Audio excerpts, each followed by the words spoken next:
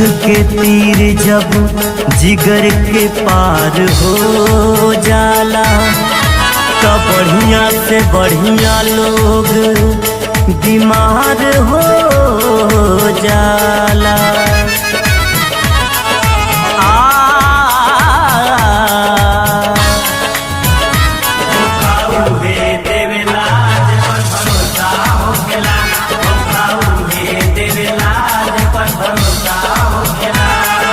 प्यार में राम बताता ऐसन काहे हो खेला, प्यार में राम बताता ऐसन काहे हो खेला। धोखा उहे देवेला जे पर भरोसा हो खेला, धोखा उहे देवेला जे पर भरोसा हो खेला। धोखा उहे देवेला जे पर भरोसा हो खेला, धोखा उहे देवेला जे पर भरोसा हो खेला।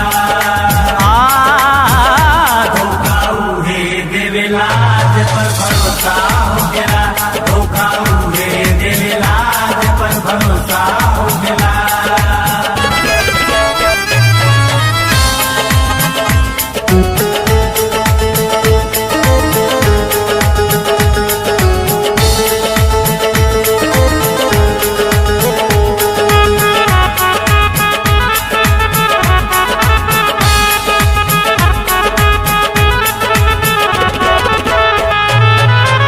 प्यार के बाद काहे दर्द मिलेला, टूटला दिल तो है अखिया रोवेला।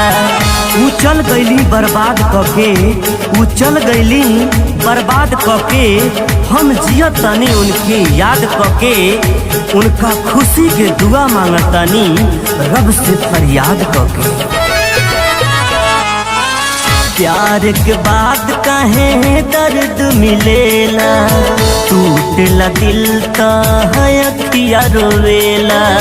टूटला दिल तो है अखिया रोवेला, टूटला दिल तो है अखिया रोवेला।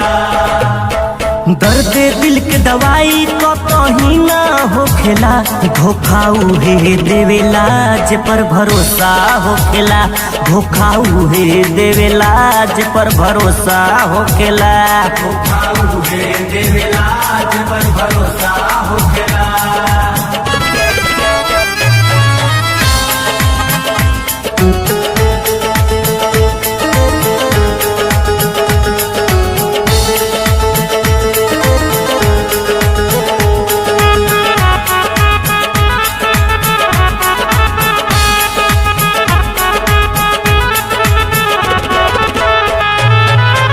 कदी कुछ ऐसन राम जी कहिले, केहू के केहू से धोखा न मिले। दर्द दिल के जगा गईली, दर्द दिल के जगा गईली, कैसन रोग लगा गईली। सोचले ना रही कि ऐसन कदी है, गम के जहरिया पिया गईली। कदी कुछ ऐसन राम जी कहिले, केहू के केहू से धोखा न मिले। केहू के केहू से धोखा न मिले, केहू के केहू से धोखा न मिले। एही से विकास अमरजीत दिल के रोकेला, धोखा उहे देवेला जे पर भरोसा होखेला। धोखा उहे देवेला जे पर भरोसा